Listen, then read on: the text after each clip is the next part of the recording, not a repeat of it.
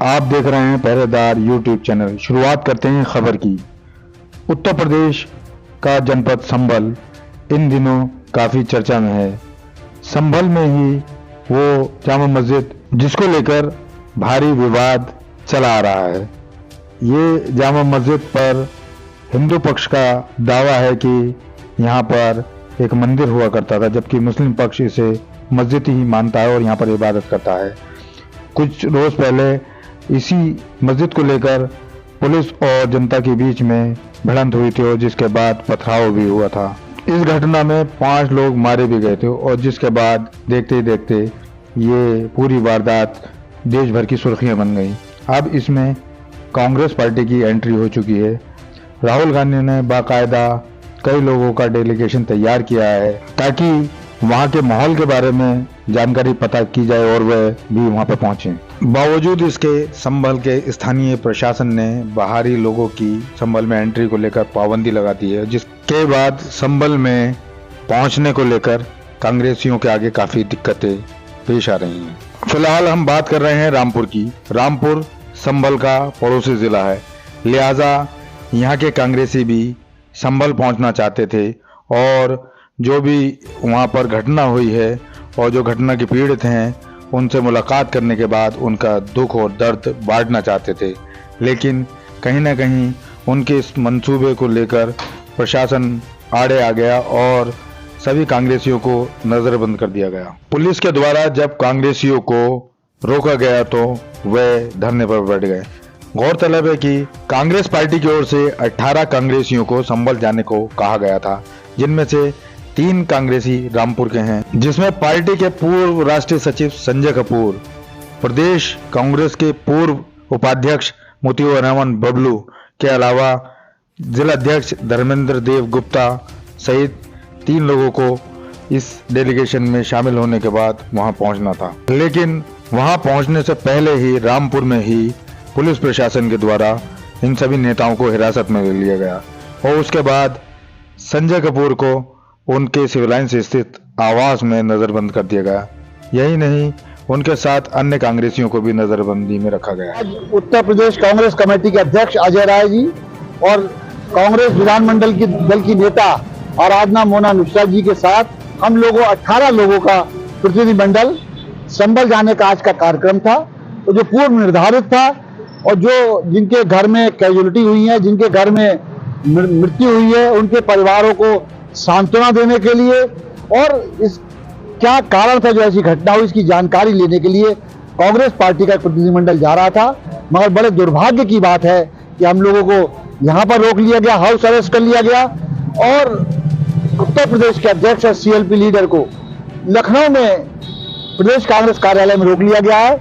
यह इससे ऐसा महसूस हो रहा है कि सरकार कहीं ना कहीं कोई ऐसी गलती करे हुए जिसपे पर्दा डालने का प्रयास कर रही है, जिसे छुपाना चाहती है, जो जनता के सामने नहीं आने देना चाहती, ऐसा महसूस हो रहा है। इसकी अब पुलिस ये कह रही है कि 10 तारीख तक, 10 दिसंबर तक वहां पे बाहरी आदमी को जाने पे रोक है। हम कोई जलसा जुलूस कोई कार्यक्रम करने नहीं जा रहे हैं, हम गांधीवादी तरीके से मृतक परिवार के परिजनों को सांत्वना देने जा रहे थे। बड़े अफसोस की बात है कि हमें उस पर भी जाने नहीं दिया जा रहा है। ये लोकतंत्र की हत्या करने का काम किया जा रहा है। क्या करेंगे जाने नहीं दिया? अब हम तो कानून के मानने वाले लोग हैं, कानून के सिपाही हैं। हम तो अभी यहाँ पे धरने पे बैठे थे बहुत देर से, हाउस अरेस्ट है, हम बाहर निकल नहीं सकते, तो इसलिए हम अपने घर में बैठे हुए हैं। जाने से पहले सूचना थी? सबको पता था, सबको जानकारी थी। पूर्व निर्धारित कार्यक्रम था हमारे प्रदेश अध्यक्ष जी का और सीएलपी लीडर का। हम लोग 18 लोगों का कार्यक्रम था, मगर किसी को जाने नहीं दिया गया और ये बड़ा दुर्भाग्य की बात है कि लोकतंत्र की हत्या करने का काम किया जा रहा है। ये हमारे बहुत सारे लोग थे जिन्हें रोक रखा है, जो आना चाह रहे थे उन्हें आने नहीं दिया गया। सारे लोग जगह जगह और रोक लिया गया है, तो किसी को यहाँ पहुंचने नहीं दिया गया है। मुझे लगता है लोकतंत्र का जो खात्मा करने का भारतीय जनता पार्टी प्रयास कर रही है।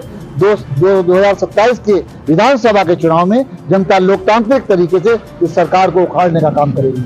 अगर ये प्रशासन का ये कदम मानना है आपने, ये सियासत ही है? देखिए, अब यहाँ तो प्रशासन के लोगों ने करा, अब सरकार का फैसला है। भारतीय जनता पार्टी सरकार सारे निर्णय ले रही है। शासन की नीति है बांटो और राज करो। जिस तरीके से नफरत फैलाने का काम कर रही है, मैं समझता हूँ देश हिंदुस्तान में चलने वाला नहीं है। यहाँ पे सब गुलदस्ता है जिसमें हिंदू, मुसलमान, सिख, ईसाई हर कौम के लोग रहते हैं और ये हमेशा रहते रहेंगे, जन जन्मांतर से रहते चले आए और आगे भी रहते रहेंगे। राहुल गांधी जी भी चाहे तो वहाँ पहुँचने का था। राहुल गांधी जी भी आने का चाहते हैं मगर उन्हें भी रोका जा रहा है, उनसे भी मना किया जा रहा है कि बाहरी आदमी को नहीं आने दिया जाएगा।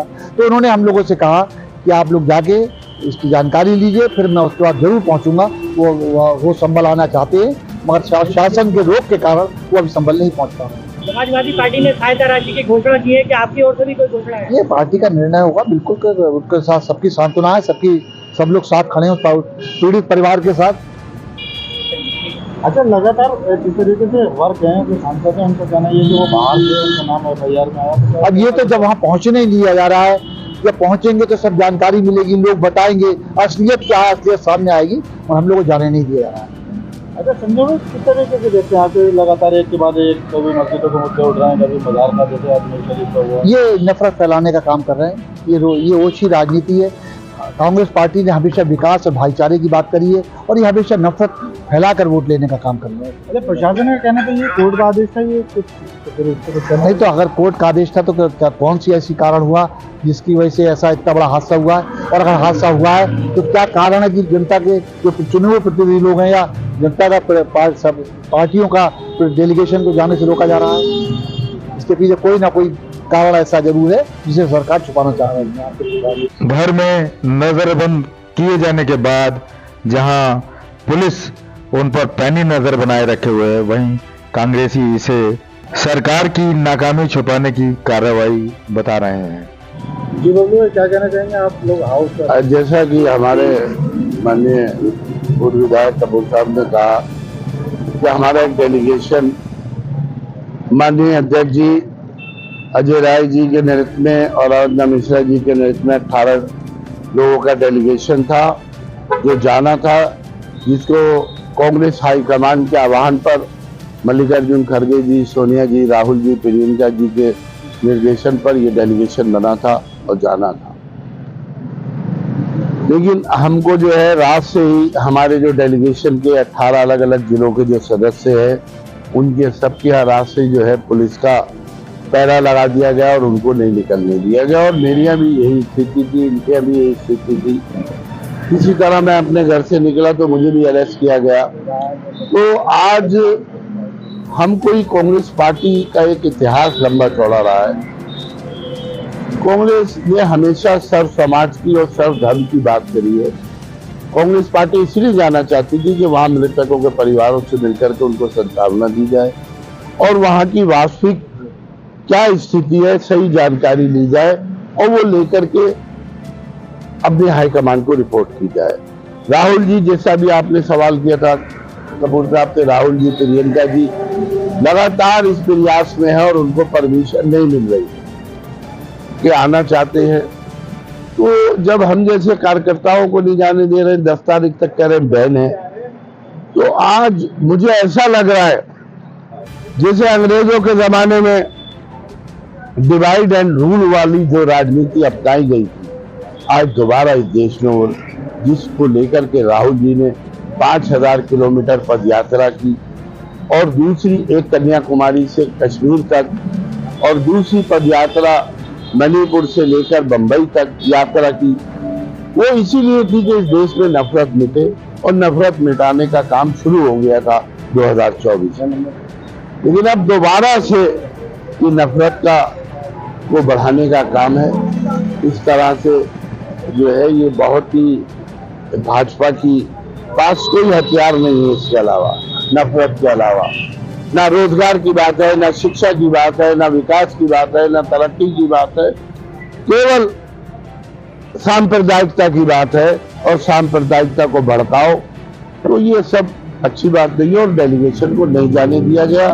हम लोगों के साथ लगातार जो भी हमारे उस डेलीगेशन के सदस्य थे उन सब के घरों से, खास तौर से हमारे माननीय अध्यक्ष अजय राय जी को, वो प्रदेश कांग्रेस कमेटी में थे, उनको रात को सोना भी कार्यालय में पड़ा, रात से वह पुलिस लगी है। चाहे वो आराधना मिश्रा मोना जी हो, सबके घर, चाहे कपूर साहब हो, चाहे और हमारे पूर्व विधायक या जो उसमें सम्मानित सदस्य थे, सबके घरों को घेर लिया गया और उनको नहीं जाने दिया गया। तो ये लोकतंत्र नहीं है। लोकतंत्र में अगर आपने कुछ गलत नहीं किया, कुछ दाल में काला नहीं है, तो फिर आप जाने से क्यों रोक रहे हैं? संभल से पीड़ितों को हमारे माध्यम से आप क्या हाउस अरेस्ट की कार्रवाई के बाद कांग्रेसी मौजूदा सरकार पर निशाना साधते दिखाई दे रहे हैं। इसी सिलसिले में क्या कुछ कहते हैं कांग्रेस के वरिष्ठ नेता परिमल कुमार उर्फ निक्कू पंडित, सुनाते हैं आपको।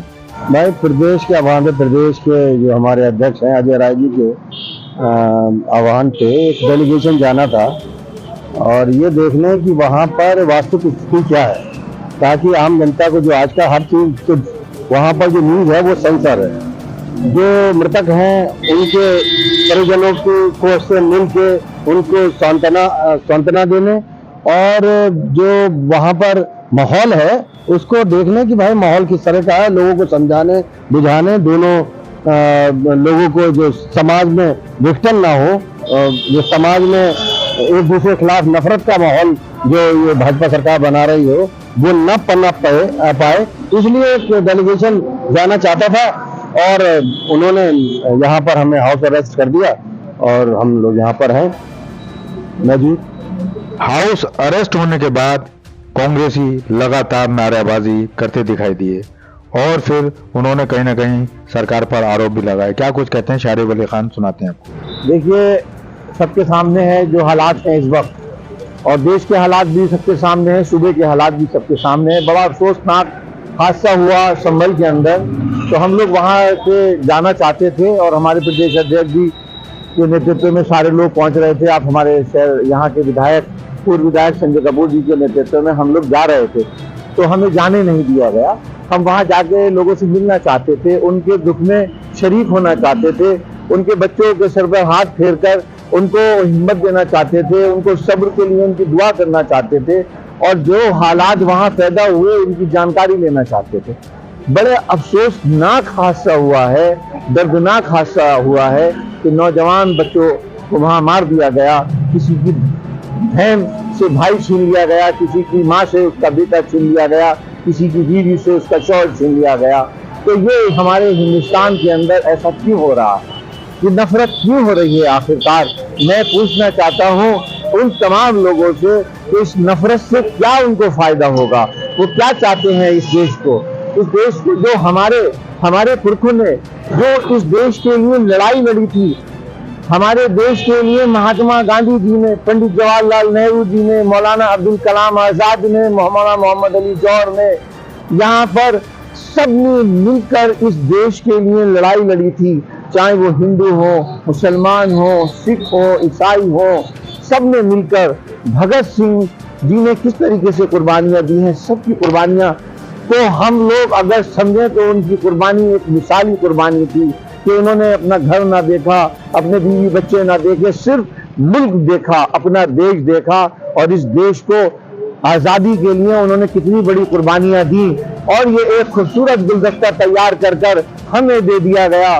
सन 1947 के अंदर हिंदू नहीं था कोई, न मुसलमान नहीं था, न कोई ईसाई था, न कोई सिख था, सब हिंदुस्तानी थे। आज भी वो सब हिंदुस्तानी हैं। हम उन सबसे हाथ जोड़ के दरख्वास्त करना चाहते हैं कि अल्लाह के लिए, भगवान के लिए, ईश्वर के लिए इस नफरत को खत्म कर दो।